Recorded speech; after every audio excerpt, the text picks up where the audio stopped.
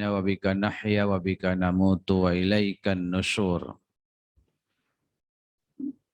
Bapak, Ibu pimpinan di lingkup Universitas Negeri Padang beserta jajaran yang saya muliakan, para tenaga pendidik dan kependidikan, jemaah subuh mubarak yang saya muliakan. Sebagai dasar daripada tausiah kita pagi ini adalah surat Asy-Syams ayat 7 sampai 10. A'udzu billahi minasyaitonir rajim. Bismillahirrahmanirrahim. Wa nafsin wa ma sawwaha fa alhamaha fujuraha wa taqwaha. Qad aflaha man zakkaha wa qad khaba man dassaha. Demi jiwa serta penyempurnaan penciptaannya, maka Allah mengilhamkan kepada jiwa itu jalan keburukan dan jalan ketakwaannya. Sungguh beruntunglah orang yang mensucikan jiwanya, dan merugilah orang yang mengotori jiwanya. Kaum muslimin rahimakumullah, hidup itu adalah soal memilih. Ujian terbesar dan hakikat ujian dalam kehidupan ini adalah memilih. Allah memfasilitasi kita untuk jalan ketakwaan dan jalan keburukan. Dan apapun yang kita peroleh, itu sesungguhnya hasil pilihan hidup kita. Kalau nanti kita akhirnya insya Allah semua masuk surga, itu karena pilihan-pilihan hidup kita mengantarkan kita ke surga. Dan kalau seandainya nanti ada di antara kita yang masuk neraka, tidak bisa disesali atau disalahkan karena itu adalah pilihan-pilihan yang kita buat. Siapa yang ingin rezeki yang halal, maka itu adalah pilihannya. Dan barang siapa yang mengambil juga rezeki yang haram, itu pilihannya. Kaum muslimin rahimakumullah, karena ujian terbesar, inti dari ujian dalam kehidupan ini adalah memilih, maka Allah Subhanahu wa taala telah menyediakan perangkat-perangkat dalam diri kita untuk melakukan pilihan-pilihan itu. Tergantung kita lah bagaimana mengasah, mensinkronkan, mensinergikan alat-alat pilihan tadi agar sampai kepada pilihan yang benar. Profesor Dr. Ahmad Mubarak itu adalah profesor pertama psikologi Islam. Kalau program studi psikologi Islam pertama di Indonesia itu di UIN. UIN Imam Bonjol Padang. Kebetulan Prof, waktu perubahan dari resmi nama psikologi Islam itu di masa saya jadi dekan waktu itu di Usuludin. Jadi saya tahu perjuangannya itu. Beliau ini profesor pertama, dia mengatakan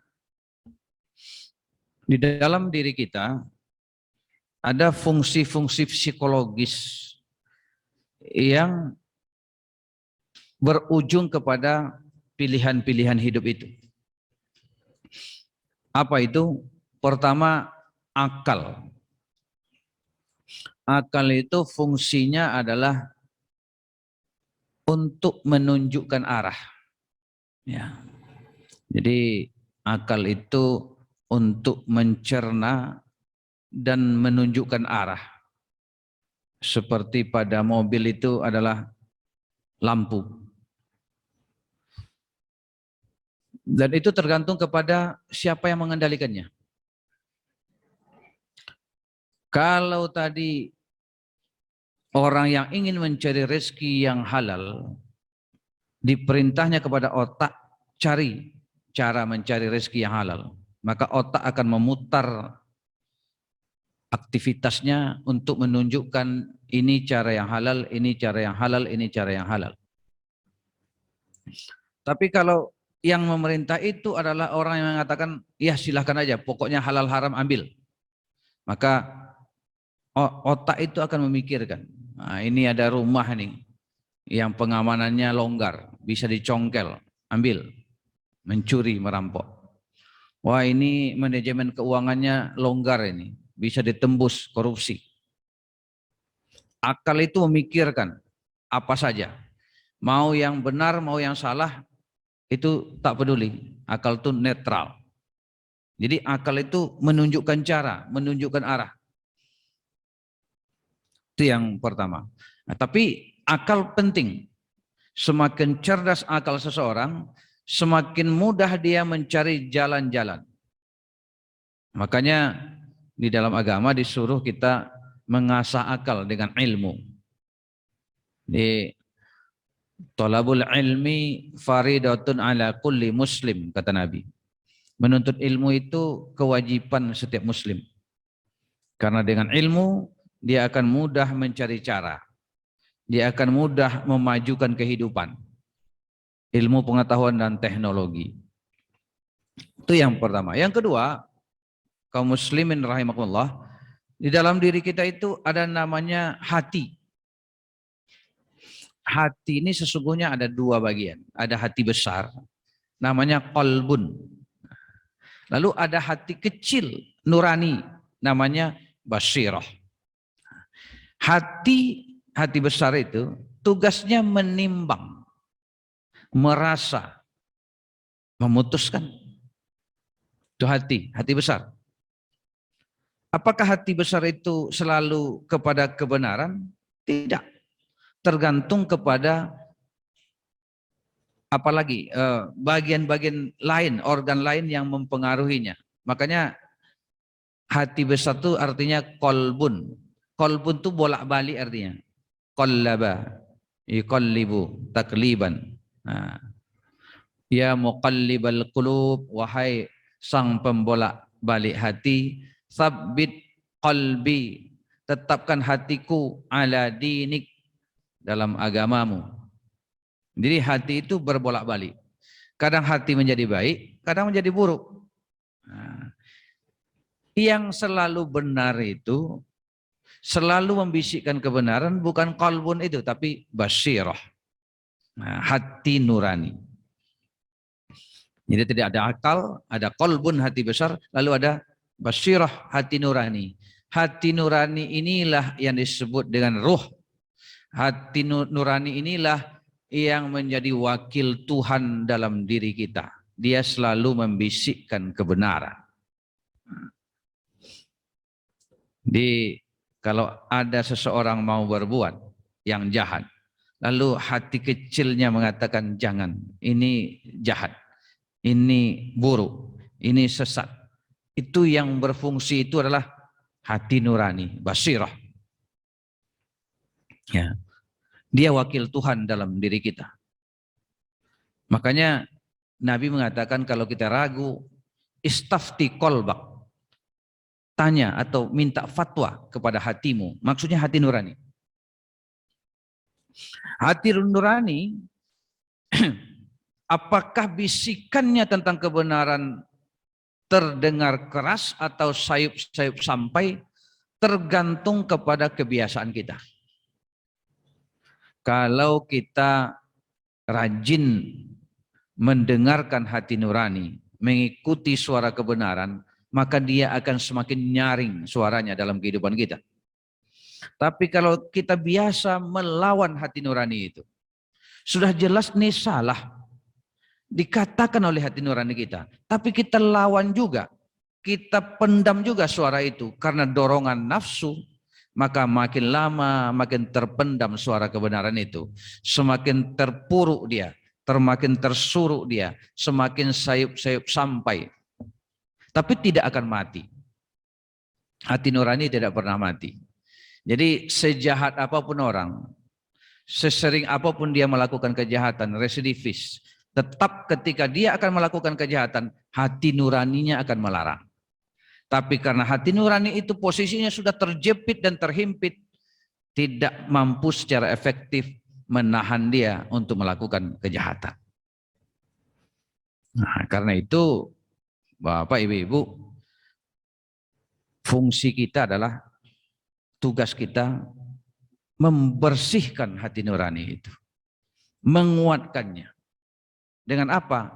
Banyak beribadah, sering melakukan ketaatan, banyak zikir, banyak baca Quran, berkumpul dengan orang-orang yang taat, menghindari maksiat, menghindari berteman dengan orang yang jahat, menghindari lokasi-lokasi yang banyak setannya. Bersih hati itu, dia bersuara lantang tentang kebenaran. Nah, itu basyirah. Lalu apalagi Bapak Ibu sekalian, akal, qalbun, basyirah. Lalu ada ini nafsu. Nafsu juga terbagi dua. Ada syahwat, ada hawa. Syahwat kumpulan keinginan-keinginan. Dia positif sesungguhnya. Karena tanpa keinginan manusia tidak akan bertahan hidup dan tidak akan berkembang. Kalau tidak ada makan kita, tidak niat makan, mati. Kalau kita tidak ingin sesuatu yang indah, tak mungkin kita bangun masjid yang bagus ini. Kalau kita tidak ingin sesuatu yang mudah, ngapain kita beli mobil pakai pedati aja lah. Karena kita ingin terlihat gagah, kita beli baju, pakaian. Kita beli minyak wangi, kita berhias. Itu syahwat. Syahwat itu justru alat penggerak dalam kehidupan kita. Kalau tidak ada syahwat, hidup tidak akan bergerak, tidak akan maju, tidak akan muncul budaya. Kebudayaan itu hasil dari syahwat. Itu fungsi syahwat. Jadi kaum muslimin rahimakumullah, syahwat tidak dimatikan. Bahkan zuyyina linnasi hubbus syahwat minan nisa wal banin, kata Al-Qur'an. Dijadikan indah dalam pandangan manusia syahwat kepada wanita, tentu wanita kepada laki-laki, kepada anak-anak, kepada harta benda dan sebagainya. Itu sesuatu yang mubah, yang boleh dinikmati oleh manusia. Tanpa keinginan, tanpa syahwat, kehidupan ini tidak akan berkembang. Ya. Karena syahwat itulah kita naik haji pakai pesawat. Kalau tidak tentu jalan kaki, naik onta.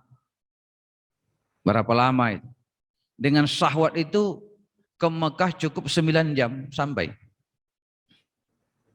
Nah, tapi syahwat, keinginan yang tidak terkendali itu berbahaya. Dan itulah yang dipengaruhi oleh hawa nafsu. Jadi hawa nafsu itu adalah dorongan keinginan yang melampaui batas dan dia tidak akan pernah terpuaskan. Kalau keinginan itu sudah ditunggangi oleh hawa, tidak akan pernah puas. Kata Nabi, kalau manusia itu dikasih satu gunung emas, dia akan minta yang kedua. Kalau dikasih yang kedua, dia minta yang ketiga. Dan tidak akan ada yang memuaskan hawa nafsu manusia, melainkan tanah. Masuk ke dalam kubur baru selesai. Oh, dia sudah tua, tidak akan berhasrat lagi. Tidak ada itu. Ada kakek-kakek yang memperkosa kan? Ada kakek-kakek yang berebutan juga dengan kekuasaan. Ada kakek-kakek yang masuk penjara karena korupsi. Bahkan yang kena korupsi itu, yang melakukannya, kebanyakan bukan orang miskin, orang kaya. Apa yang terjadi itu? Karena keinginannya ditunggangi oleh hawa nafsu. Kalau yang berpengaruh dalam diri seseorang itu bukan hawa, tapi syahwat yang dibimbing oleh basirah, dibimbing oleh akal yang sehat, dia akan mempergunakan harta itu secara proporsional sesuai dengan peruntukannya. Kalau hawa nafsu, Pak, harta itu ingin dikumpul-kumpulkan, ya. Allazi jama'a malan wa 'addadah. Dia mengumpulkan harta dan menghitung-hitungnya. Hobinya kumpulkan hitung. Deposito sudah segini, tanah sudah segini, rumah sudah segini, kan gitu. Orang rumah baru segini, nah gitu ya. Nah, itu. Gitu Pak. Dia akan ngumpul-ngumpulkan. Dia nikmat, hobi dia mengumpulkan. Padahal belum tentu dia menikmati hartanya itu.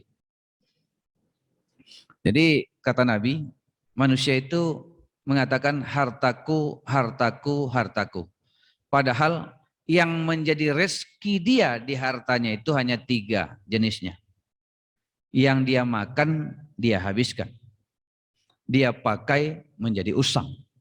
Yang ketiga, dia infakkan di jalan Allah, nanti Allah ganti di akhirat berlipat ganda. Hanya 3 itu. Yang kita makan, kita habiskan. Yang kita pakai, kita lusuhkan. Yang kita infakkan, disimpan Allah dan dibalasi berlipat ganda di akhirat. Hanya itu yang menjadi rezeki kita dari harta yang kita kumpulkan. Walaupun sudah di dompet, walaupun sudah di deposito, walaupun sudah di celengan, di bawah kasur. Semua itu belum tentu rezeki kita. Kalau saya mati, siapa yang punya rezeki jadinya? Ahli waris saya. Mau 15 miliar, 20 miliar harta saya kumpul-kumpulkan, saya hitung-hitung. Seakan-akan itu akan membahagiakan saya. Lalu saya mati. Siapa yang punya? Yang punya menurut ahli waris Islam, bapak, ibu, istri atau suami, anak laki-laki, anak perempuan. Hanya 5 golongan itu yang akan mendapatkan warisan itu. Ya syukurlah itu dapat keluarga saya. Kan gitu. Istri saya pertama dapat bahagiannya harta bersama, 50%. Jadi kalau 20 M tadi 10 M itu dia. Yang 10 M lagi untuk saya. Karena saya mati jadi harta warisan. Istri saya dapat lagi 1/8. Nah, anak-anak saya sisanya. Kalau ada orang tua saya dapat 1/3, 1/6, gitu ya. Itu. Nah, jadi dapatlah istri saya 10 M tambah 1/8. Itu kan 11 M lebih itu. Nah, dia masih muda pula. Tentu yang dia cari pengganti kita. Ya, dapat pula suami muda, belum bekerja. Nah, belum bekerja, tentu dibiayai. Akhirnya harta yang saya kumpulkan tadi untuk membiayai suami baru istri saya. Itu jadinya. Begitu Pak, Bu. Jadi kalau kumpul-kumpul pitih itu infakkanlah segera. Hanya itu yang akan dapat kita. Ketika ada proposal masuk, ada orang mengetok-ngetok pintu kita, itu Allah sedang mengutusnya agar harta kita menjadi milik kita. Kalau kita kikir, lepaslah peluang harta itu menjadi milik kita diganti di akhirat. Kita senang dengan jumlahnya. Kita senang dengan keindahannya. Tapi itu tidak milik kita. Bukan rezeki kita.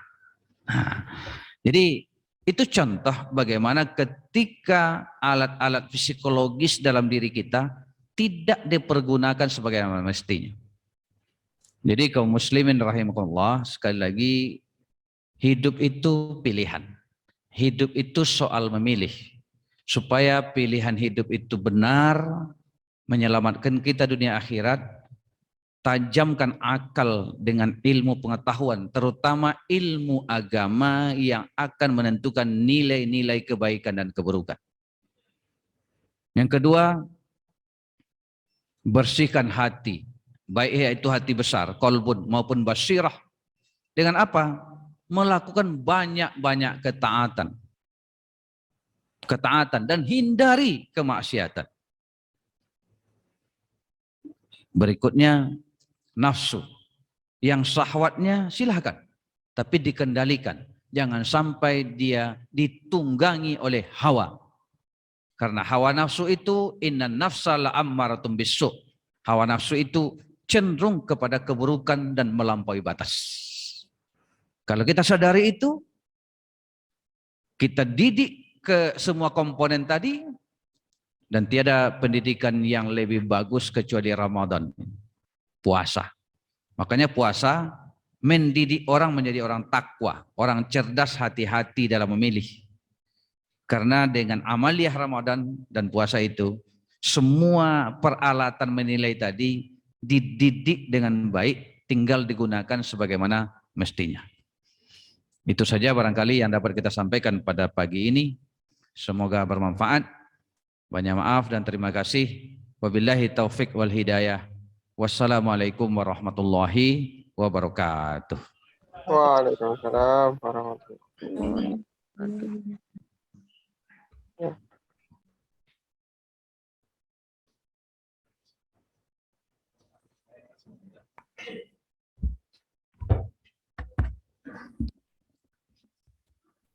Terima kasih banyak kita ucapkan kepada Ustadz Dr. Ikhwan Matondang MKG yang sudah memaparkan materi yang begitu luar biasa pada kesempatan pagi kali ini. Semoga apa yang beliau sampaikan dapat menambah ilmu kita serta menambah keimanan kita ke depannya. Amin amin ya rabbal alamin.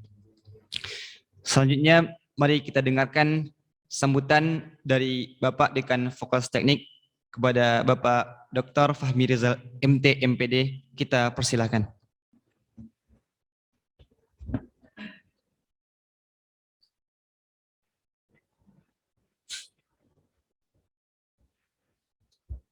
Bismillahirrahmanirrahim. Assalamualaikum warahmatullahi wabarakatuh. Waalaikumsalam. Alhamdulillahirabbil alamin. Wassalatu wassalamu ala asyrafil anbiya wal mursalin wa ala alihi wa ashabi ajmain. Yang sama-sama kita hormati Bapak Ketua Senat Akademik Universitas Negeri Padang, Profesor Sufiarman, Al-Ustadz kita yang pada pagi hari ini sudah memberikan tausiah di hadapan kita bersama, Bapak Dr. Ikhwan Matondang, beliau dari Fakultas Syariah, Dekan Fakultas Syariah UIN Imam Bonjol Padang. Kemudian yang saya hormati para pimpinan Universitas Negeri Padang, hadir di hadapan kita juga Bapak Dekan. Pada pagi ini diwakili oleh Dekan Fakultas Ilmu Keolahragaan, Profesor Anedral, Bapak Wakil Dekan, Ibu Bapak dosen, dan mahasiswa yang hadir pada subuh mubarak pada kali ini. Alhamdulillah kita sangat bersyukur pagi hari ini kita mendapatkan tausiah yang sangat bermakna. Oleh karena itu maka kita ucapkan terima kasih yang sebesar-besarnya kepada Pak Ustadz yang telah memberikan pencerahan kepada kita bersama bahwa memang di dalam kehidupan ini kita selalu mendapat tantangan. Nah, oleh karena itu maka hati nurani kita perlu dibersihkan, perlu dicemerlangkan dalam rangka menuntun kehidupan kita, bagaimana kita berpikir, bagaimana kita bertindak.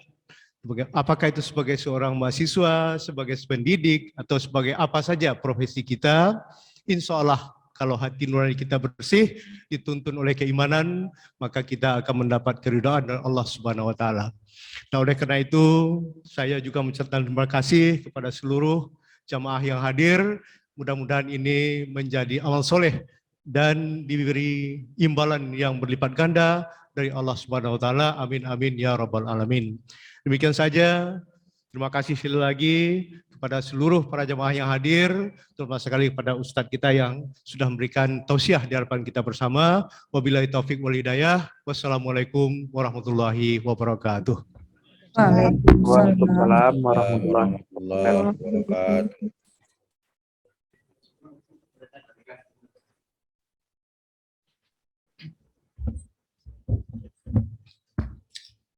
Terima kasih kita ucapkan kepada Bapak Dr. Fahmi Rizal MT MPD yang sudah memberikan kata sambutan untuk kita bersama. Dengan berakhirnya kata sambutan tadi, maka berakhir pula lah rentetan acara subuh barakah yang diselangkan oleh Fakultas Teknik pada pagi kali ini. Untuk itu, sebelum kita tutup, marilah kita sempurnakan penutupan ini dengan baca hamdalah. Alhamdulillahirabbil alamin. Kemudian kita lanjutkan dengan doa kafaratul majlis. Subhanakallahumma wa bihamdika asyhadu an la ilaha illa anta astaghfiruka wa atubu ilaik. Saya selaku moderator, jika ada kata-kata yang salah, saya mohon maaf. Ditutup dengan billahi taufiq wal hidayah. Wassalamualaikum warahmatullahi wabarakatuh. Waalaikumsalam warahmatullahi